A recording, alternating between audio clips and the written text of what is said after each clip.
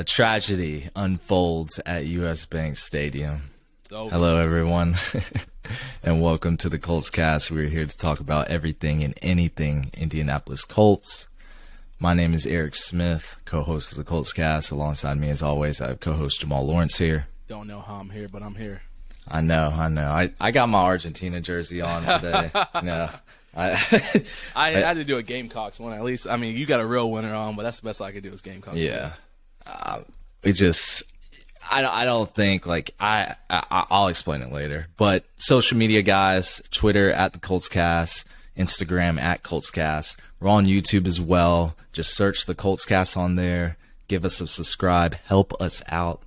It would really help us. And you get to see our beautiful faces. Anyway, like I was saying about the Colts jersey, as you all may know, the Minnesota Vikings completed the biggest comeback in NFL's history against none other than, the Indianapolis Colts. After that Cowboys loss, like, you can't make this up. We went into halftime up 33 points, came out of halftime, and just absolutely threw the game. 0.4% chance for the Vikings to win that game. I just want to say that literally we talked. You gave that number yesterday, or when we did the pregame show about the percentage. Colts, yada yada yada. I forgot exactly what the exact quote was, but anyway, I said that there was a 99% chance the Colts could go into the playoffs last year, and they figured out a way to mess that up, and it just happened again. It is crazy. It is absolutely crazy. Vikings 39, Colts 36. So we went up halftime 33-0, lost 39-36, including OT. Went to OT too. You know, I was watching the game at home. I was ecstatic. Like, we were up like 17-0 in the first, maybe. I mean, we were dogging them, absolutely outplaying them, shutting their offense down. I'm like, let's go out. So I go out to a bar. I get there. I was just sitting with my piece. I said, guys, do you know what would be really funny? If the Indianapolis Colts somehow managed to lose this up 5 scores. I pulled up in my Pittman jersey, and boy, it just unfolded. I had to take my jersey off. It was crazy. So, making history for all the wrong reasons, Jamal, where would you like to start? First, I mean, I don't know what's more embarrassing. The fact that the Colts managed to just let a 33-point lead just disappear, or the fact that the Minnesota Vikings, who were 10-3, who you talked about, said they were definitely don't understand how they have that record because they had that negative point differential. How they managed to let the Colts get up 33-0 on them and figure out a way to come back. I don't know. We're at home. Yeah, at home. Only thing cashing at US Bank was Vikings touchdowns, dog. Like, it's crazy. So let's start with the away team, the Colts, man. What did you like on offense? All right, I'll go first. I mean, I'll tell you what I thought, my initial thoughts of the game, because I don't know that I can sit here and break down the full individual work of everybody, because I will just be here all day. Talk about the first half first. Because we'll split it up because the halves were completely different. Yeah, you were right. And similar to your story, I should say a little different than your story. I saw the first half of the game, was watching it, enjoying it, and I said, all right, 2 minutes left before halftime. I'm going to sneak myself in a quick nap during halftime and just wake up, at the start of the third quarter and watch what's going on. Well, I overslept a little bit, and I woke up in the third quarter in the middle of it, and I said, well, they scored. What's going on here? But before we get down that rabbit hole, the start of the first half, man, Colts came out the gate gunning, and my initial thoughts were, I'm going to eat my words on everything that I talked about on the pre-show. Well, that's what we always do. We always come out the gate, don't we? It always. Seems like that. And you know what? I think what was the most devastating for me, though, in the first portion of it was JT getting hurt. I said it before, I said it again. JT, this would have been, I could just envision the game he would have had he been in there. But as soon as he went out, I said, all right, ankle injury, that sucks, but he'll be back in. So the first negative news of the day was him getting out and then them confirming that he wasn't coming back. But no matter what, Colts said, don't worry about it. We're gonna take over. JT, we don't need you right now. We'll be fine. Offense was looking pretty good. Drove downfield, got a quick field goal in there. Looked good. Defense managed to come out and stop them. We get the ball back. It looks good. Defense or special teams got that punt block for a touchdown. That looked great. Deion Jackson, early touchdown. That looked great. 17 points in the first quarter alone. We averaged 16.2 points a game. And we got 17 in the first quarter. I said, wow, that's what I like to see. That's what I said last week. Last episode, I said we're well rested. Yeah, you were right. About to come in against this dog shit defense. Yep. But everything changed. Everything changed. That's right. Julian Blackmon, was his pick six first half or second half? I can't remember. Julian Blackmon's pick six. I want to say it was first half. It was definitely the first half. Yeah, we didn't score anymore. You're right. I'm losing my mind. We only scored 3 points in the second half. Yeah. So, Julian Blackmon, pick six. It was just everything was firing on all cylinders. The game was looking great. I just enjoyed what was going on. We were getting sacks. You name it. It was looking great. And then I said we can put the nail in the coffin. Once they confirmed that JT wasn't coming back, I wasn't even worried about it. I said we're good. Now I will admit the offense wasn't as productive as I would have liked to see. Of course we had Julian Blackmon. He gave us some points. We had the special teams give us that block punt for a touchdown. So that was 14 points right there for us. And then of course our field goals helped us out. So realistically on offense, we weren't super hot during the game. Looking back at stats, it looks like Matt Ryan ended up going 19 of 33 for 182 yards, 1 touchdown. MPJ 10 receptions for 60 yards, and I'll break down kind of the stats on that here a little later. I just want to talk about the positives we had in the first half. When I look at the gameplay holistically as the offense, defense, and special teams, it was way more than I anticipated to see. Way more. And I couldn't argue one bit. I felt like everyone was comfortable. They were rested, like you mentioned. Jeff Saturday was ready to do his thing on a Saturday. So I enjoyed the first half. It was exciting. It was fun. It almost made me for a second say, wow, maybe Colts don't care about this draft pick. Maybe they just want to get this W to feel good about themselves, build some confidence. They do. The players want to play. They got out there. They played to their fullest, I thought. But still, it still crumbled down. But yeah, JT going out, because I didn't actually see him get hurt. I just saw Zach Moss and Deion Jackson. Jesus, Deion Jackson. They were there on when we're in the red zone. I was just like, "Where's JT? Like, this is prime JT time." Like, then I was confused, but he was in the blue tent. He was hurt, got ruled out. That really sucked. But yeah, I agree, Jamal. I thought we looked really good in the first half. The one thing that's been the Colts kryptonite is the red zone. We get in the red zone, Chase McLaughlin comes out. Like there's no touchdowns coming out of that. Yeah, we had 3 or 4 drives in the red zone. I think most of them ended in field goals, besides the Deion Jackson pass. I really like Matt Ryan in the first half, from what, he can do. He was really attacking that middle of the field.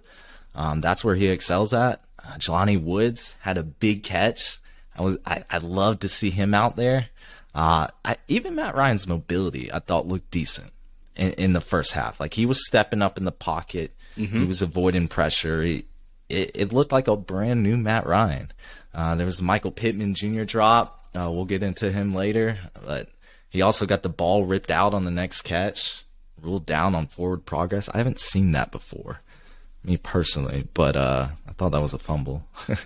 But refs had us plus 3.5, it seemed like, at that point. But because that honestly, no bias here. That should have been a fumble loss. But very balanced offense to begin with. I liked it.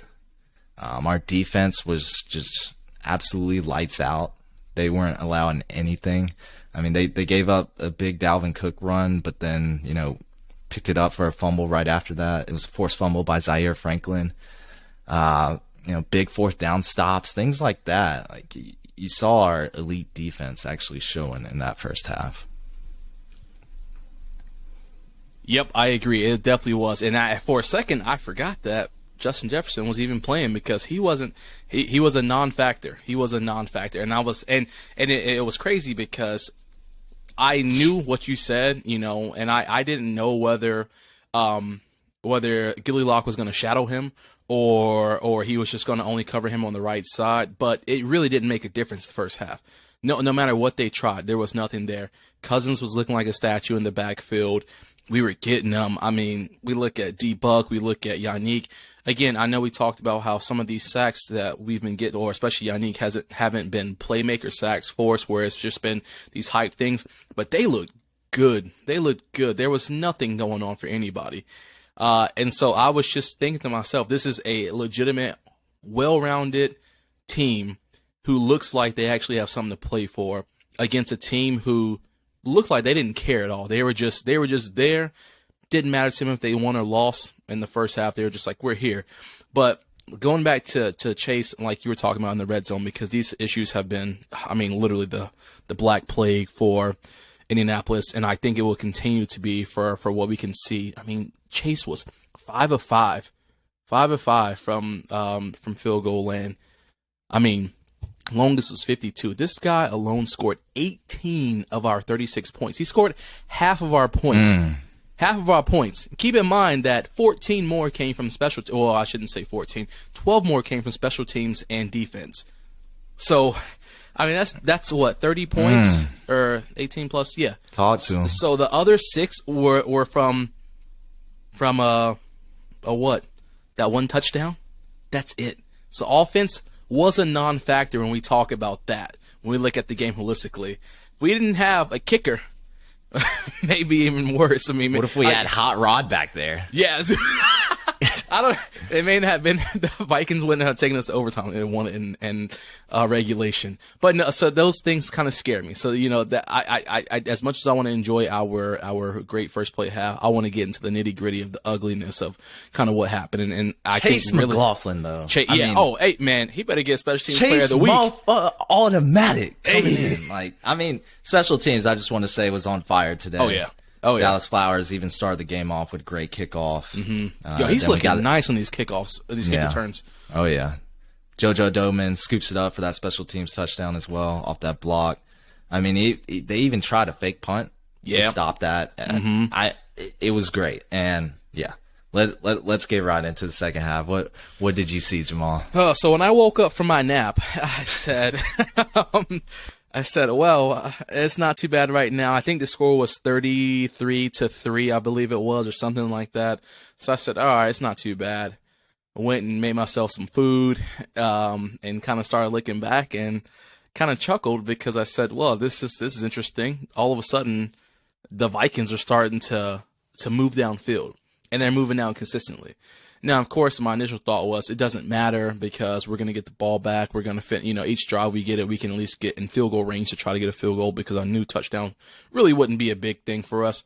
But that was the complete opposite. Nothing was happening for us.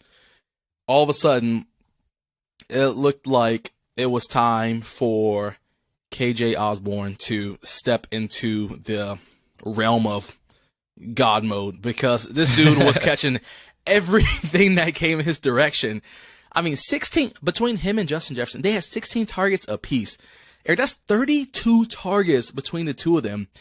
KJ with 10 receptions, 157 yards, and JJ with 12 receptions, 123 yards. Both had a touchdown. But it's sickening. It is sickening to think about the fact that, we talked about how we had to figure out a way to shut down Jefferson, and someone else said, that's fine. Y'all can shut him down because I'm going to step up. And we didn't even really shut him down, to be honest with you. But for what it's worth, of course, KJ, his biggest catch was a 63-yard bomb. So, I know that inflates his numbers a little bit. But overall, when I look at 10 receptions of 16 targets, he caught pretty much over 50% of the passes that were coming his way. So we didn't do a great job of shutting him down. And I don't know whether the defense kind of got tired after a while. They were just picking us apart left and right on the field. And it's demoralizing as it is when we look at the fact that, again, the score doesn't truly represent what the offense had done. I can only imagine the defense was still tired of being on the field. They were tired of having to cover everybody. You know, like I said, we truly only scored 6 points on the offensive side of the ball.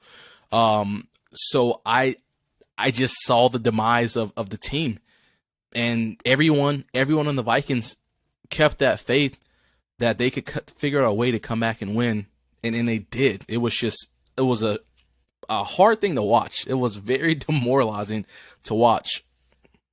What'd you think of it? Look, I'm going to just add on to what you say. Like, yeah, defense still getting gassed out. We talked about that last episode. I mean, your offense can't go out there for 3 or 4 plays in like 50 seconds, a minute, 10 seconds, and then get right off. And then your defense has to, play with them for 80 yards while they drive down the field every single time. And it happened in the second half. I mean, it's our offense. It's always been our offense. Like, our second half possessions. Let's just look at it. Punt, field goal. Punt, punt, punt, fumble. Turnover on downs. Punt. Punt, punt, punt, punt, punt. And most of those punts, like I said, 3 and outs. 4 plays maybe. The problem still persists with our offense. It always has. They only generated 1 touchdown yesterday. 1. We had 36 points, like you said. That's a systemic problem. Can't rely on your defense and special teams to bail you out every single game. You can't do it. I mean, Matt Ryan, the fact that you can't even muster over 200 passing yards in a full game with full OT is unimaginable.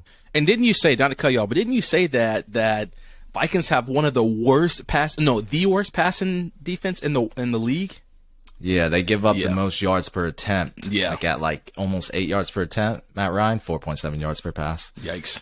So, it was bad. I don't know what to do about Matt Ryan. I think it's obvious. We always say it. He's not the answer. That second half was pathetic by our offense. Our defense couldn't get off the field. It was bad. Losing Jonathan Taylor also didn't help. Our run game was okay, wasn't great. But our passing game, Michael Pittman Jr. had 45.1% of the target share. That's nuts. Yeah, Michael Pittman is our wide receiver 1. I think we can all agree with that, right? Yes, but before you go down, because I think I know where you're going to go, I just want to point out this one number where, as you mentioned, he is our wide receiver 1. But when I look at targets, he had 14 targets. The next highest was PC and Alec Pierce with 4 apiece. Everyone else was 2 or below. That's a problem. Yeah. I mean, we know Matt Ryan has this connection with Michael Pittman. We saw it all preseason. We saw in training camp. He was grabbing most of the target share anyway. But I guess my question would be, like, should the Colts extend Michael Pittman Jr. in the future? Because his contract is over next year and then next season. I just want to throw that. No one has to answer now, but I just want to throw that question to Colts Nation, because think about the amount of money he will want to be making, to be extended to, and then think about if he's a true wide receiver 1 on this team. So I just want to put that in everyone's mind today to think about, because I won't answer that question. I won't go down the rabbit hole, because I would need to go back and look to be confident in my answer. However, I will say exactly what you just said. With knowing that you are wide receiver 1 on a team, you're going to demand wide receiver 1 money. But I do not feel like if he's on but if he's on a bunch of other teams in the league, he wouldn't even touch that wide receiver 1. So I don't know with a good conscience I could sit here and say, I'm going to give you that WR1 extension. But I'll start with that. Ooh, I'm going to just leave it right there, because, again, I mean, he got targeted a lot. Matt Ryan trusts him. But then, I mean, we have other weapons, right? Like Alec Pierce, 4 targets, 0 receptions. Jelani Woods, 1 target. It's crazy. 36-yard gain, and he only gets 1 target. Paris Campbell, 4 targets, 2 catches for 13 yards. Like, something is not right here. Yeah. Why are we still throwing in to Mo Alley Cox? I don't know. There is we all know what it is. It's the entire offense. It's the coaching staff. We don't have an OC. Don't have a tight ends coach. We don't have anything. So people are calling for Jeff Saturday's fire. You realize he's an interim head coach. Right. Like, are we going to fire? Gracious. I mean, Jesus. Dude was literally coaching like JV before this. Like, what you expect? There is nothing we can do right now. Yeah. And while the game was fun yesterday, I was having fun in the first half. I mean, I came to a realization that we have to tank. Like, now I don't want the Colts to win anymore because they can't win. We tried that. We tried to win. We were up 33 points. We couldn't do it. So now I am on full tank. I will not say the Colts in any score prediction will win. I am at that point now, Jamal. It took a while. Yeah, it did. But it was fun. Like you said, Yeah, it was fun to watch. I didn't care about the draft pick. We Right. were dominating a 10-win team in their house. We were dominating them. And it just everything fell apart. I mean, it was just like driving a car. All 4 wheels came off. The engine fell out. Radiator blew up. It was absolutely horrific.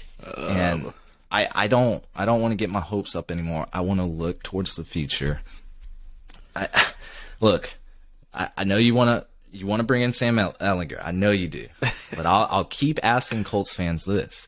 If Sam Ehlinger plays well, do we forego drafting QB in the first round? Well, you know what? I'm going to be real with you. At this point, I mean, if Matt's going to continue to stink it up like he is, keep him in. This is a guaranteed loss. And that's what I want. I want guaranteed L's. I bet the NFL would do anything in their power right now to switch this Monday night game we have against the Chargers to anything else. It's a primetime game. Yeah, and I know they want to. I know they want to so badly. We got flexed out, and you saw exactly why we got flexed out of last week. Mike can say, I ain't gonna lie, y'all had us in the first half, but that was it. No, in all seriousness though, I agree. I would hate for Sam to get in there at this point and look good for what it's worth, and then they're like, "Oh no, we're good." No, yeah, we're slowly but surely. That is a nightmare scenario, yeah, right? It is. Because it is. You have to believe in Sam Ehlinger being a future QB1 for the Colts. Yeah.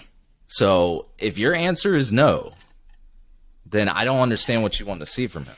Mm-hmm. Because most of us, we all want to tank for the highest pick now. I mean, after that game, I think it's just, boom, let's get the best pick available. Let's get the best option. So if you're saying Ehlinger gives us the best chance to win, why would you want to win at this point? Right. Unless you Agreed. truly think Ehlinger has ice in his veins and can be successful in the NFL in the Colts offense, then it doesn't really matter who they start at QB for the last few games of the season. But personally, I don't care at this point. I mean, you could put Nick Foles in there too. The offense is broken either way. We need to draft a quarterback. Yeah. It has to happen. We need someone that has potential, that can elevate us in the NFL to the next level. Like that has to be said. No, you're right. And I was just checking the NFL scoreboard right now to see, because I know that our stock is getting better. Just kind of looking at it right now, looks like important teams that matter to us. Lions are tied with the Jets, and the Panthers are losing. So what is it? I think we need the Rams to win, the Saints to win, and the Cardinals to win. Okay. If any of those 3 teams win today, we move up the draft order. We'll take that. Yeah, because we're still at 7th overall in the Tankathon. That's not a bad pick. That's not a bad pick. No, it's not. It's not. And I'll be willing to give up more capital. Like you said, I mean, this could be a time where we could look at, and I know that other teams, I shouldn't say that. I was going to say, maybe other teams will look at MPJ as maybe not quite like this elite player they willing to give up capital for. But, I mean, for some teams, he may look good as a wide receiver too. You know, they may be willing to give us something for him. I don't know.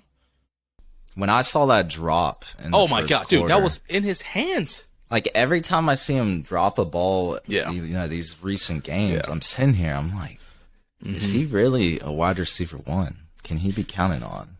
I don't know. So but I did want to send y'all that question. But yeah, no, great question. I think. Go ahead. I was just about to talk about mock drafts. I'll be honest. I've been looking at first round mock drafts. Well, before we talk about Colts. that, I just want to point out that I have seen in every interview and everything I read on Twitter, all that good jazz, every Colts player is finally saying they are embarrassed at what happened. It took a flashback for Matt Ryan, which happened in the Super Bowl. The same style thing for a team for the players to finally be like, "Yo, I'm embarrassed at what happened." You should have been embarrassed all season at what's going on. But officially, this is like the icing on the cake. And again, like you said, Eric, this is their job, this is their livelihood. So they're not going to go out there and throw the game. But when I hear star players finally speak up and say like, "Yo, I'm embarrassed at what happened," that is what I want to hear, because it's not taking accountability, but it's just the fact that you're acknowledging the fact that you saw what happened, you were there, so you finally want to you finally want to say to yourself, well, what can I do? What can I do? Because we are in the biggest rock and hard place in the world.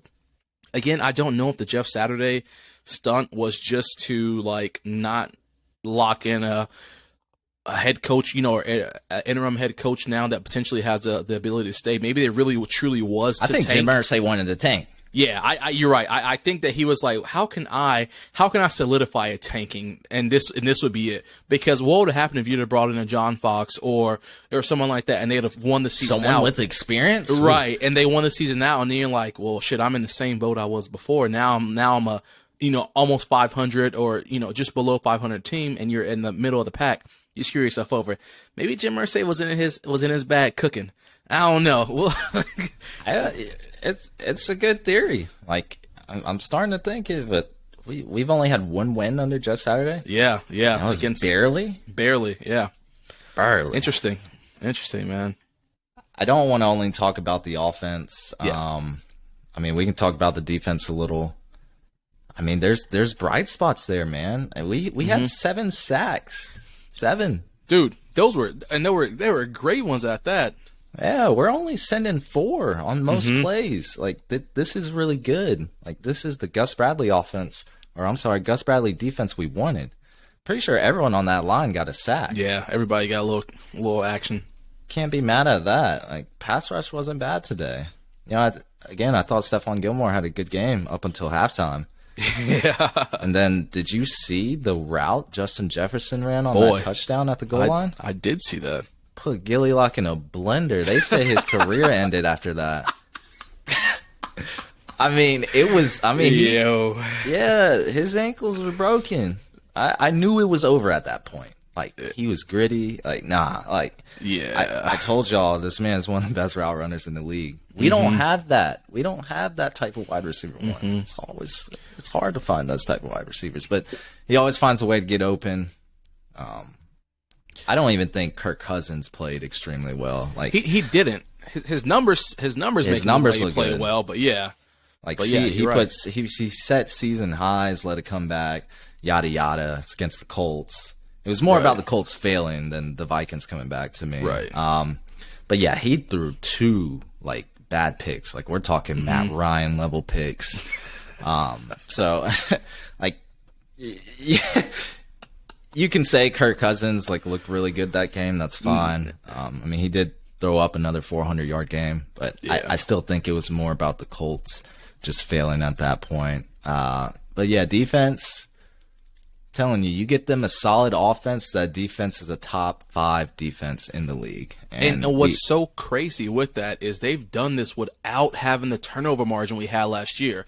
That's what's so crazy to me. I mean, they have been stout game after game after game after game without having that crazy turnover margin. I can imagine if we had the turnovers we had last year, we maybe wouldn't be having this conversation right now. Well, they look great. We had 3 turnovers last night. Yeah, 3. Yeah.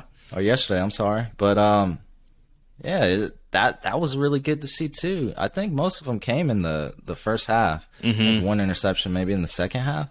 But yeah, I can't again. It's like we're a broken record. I cannot blame the defense for this game. Right. If anything, I'm blaming the offense and I'm blaming the coaches. Because how do you not make adjustments to not pull out a win when you're up 33-0 at halftime? What went wrong? I mean, people they were coming at Jeff Saturday crazy. Even on the 4th and 1 when we ran a QB sneak. Instead of just kicking the field goal right there. Hey. Yeah, at least trying. I mean, my boy Chase was in his bag. Let him try. I mean, yeah, that was wild. And I'm not gonna lie to you. As I was watching the game and that play was unfolding, like right before it started, I said, "Wow, how do the Vikings only have 7 in the box right now? They know Matt Ryan's gonna QB sneak it. Why would they only have 7 in the box? They could stack it to 9. Didn't matter." I was sick when I saw it. I was like, well, I guess that's why they had a hunch that it wasn't gonna go. I mean, with the way, so going back to that 4th and 1 play. So you're on their 36. So what's that? How far is that? 53-yarder? Yeah.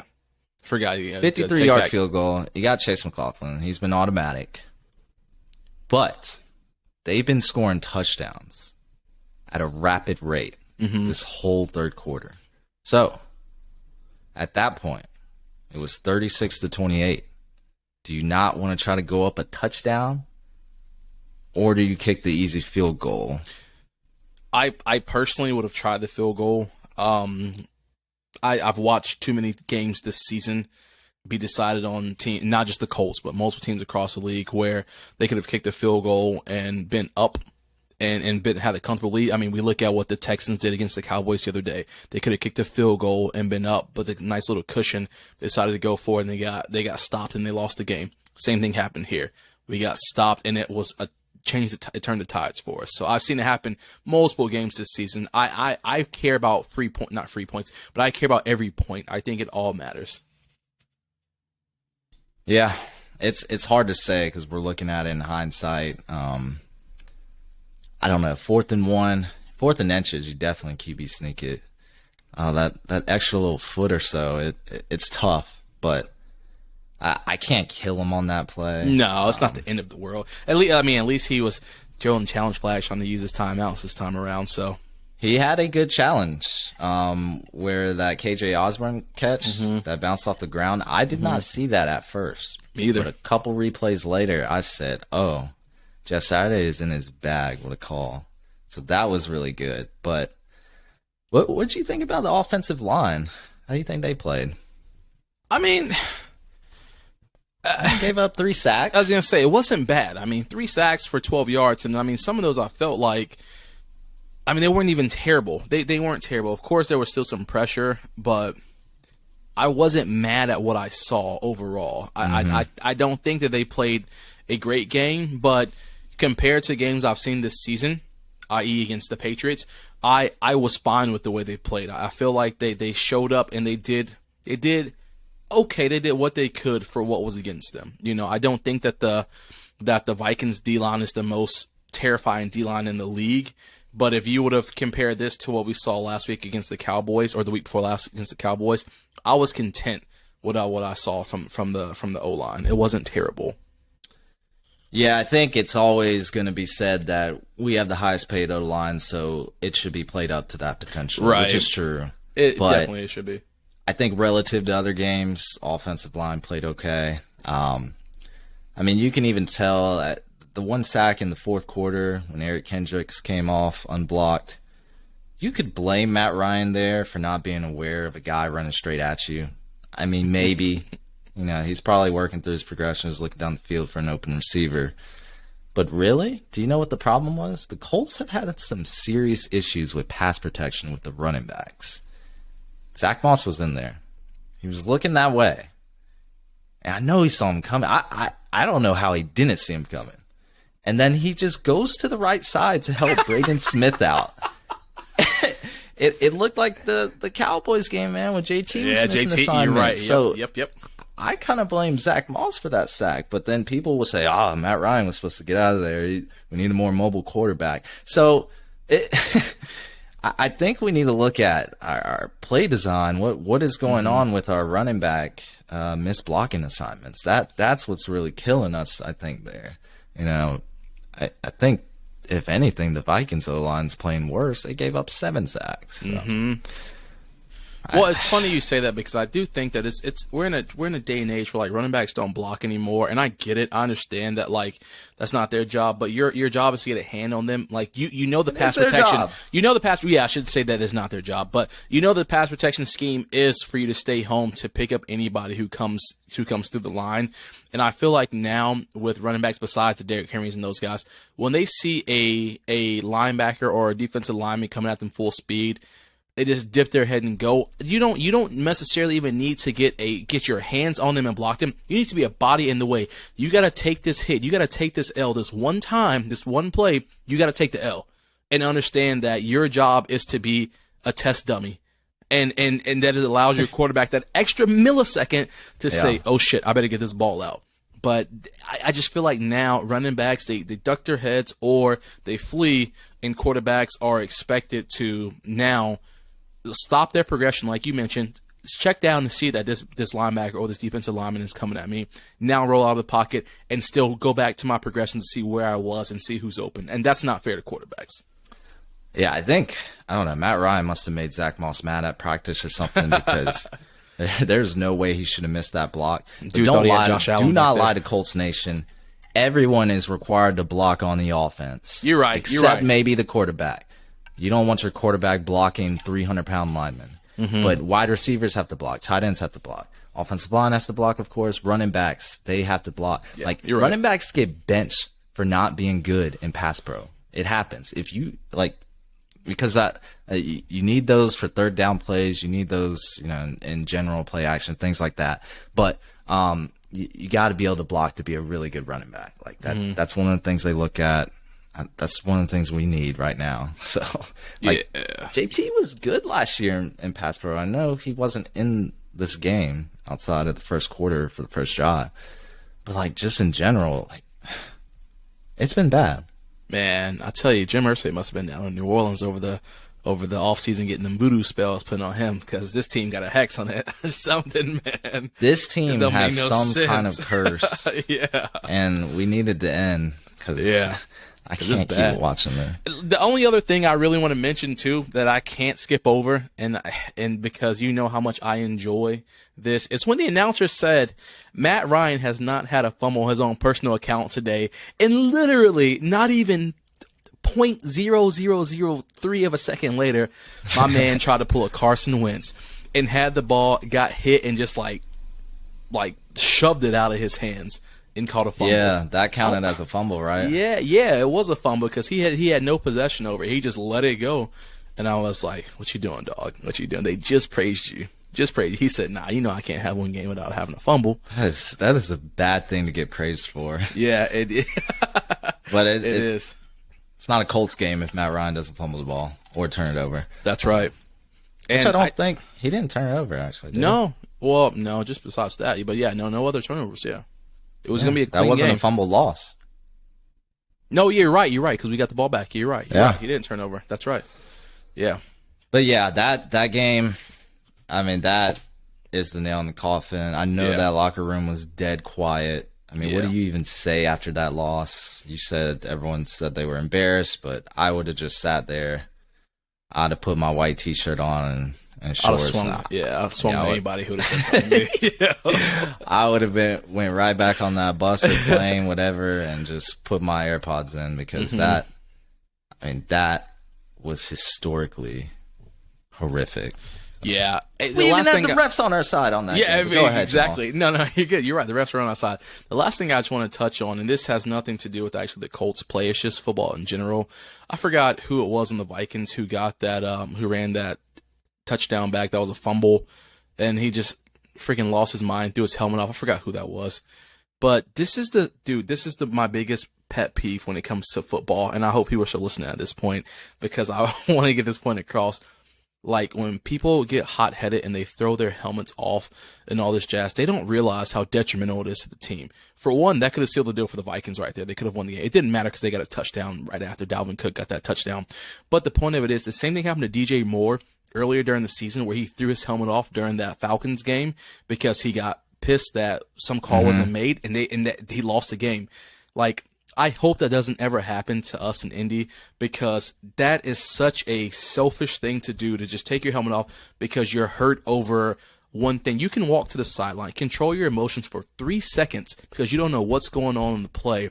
But that's just something that I've seen happen multiple times during the season, and teams have lost crucial games because somebody gets hot-headed for 1 second. You're not even thinking. It's just selfish. It's selfish play in my eyes. You're not thinking about your teammates, because you're not going to have to be the one out there on the next play to now try to make up for this. The offense has to come back out on the field, or the vice versa, or the defense, or whoever it is at that time, they have to come back on the field and make up for your selfishness. So I hate to see that. And I know tempers are flaring, emotions are high, et cetera, but man, listen, you gotta know when the right time to do that kind of stuff.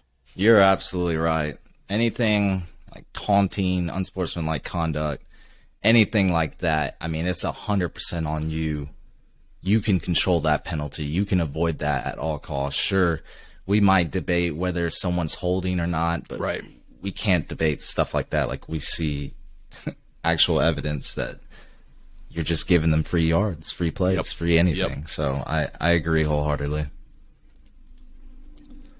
Well, I mean, 7th pick overall. Let's see what happens today with NFL Sunday. We'll be watching. I'll be looking at mock drafts every single day. I love doing it. That's going to be it for us, everyone. Thank you for listening to the Colts Cast. We are live on Apple Podcasts, Spotify, YouTube, any platform you use to listen to podcasts.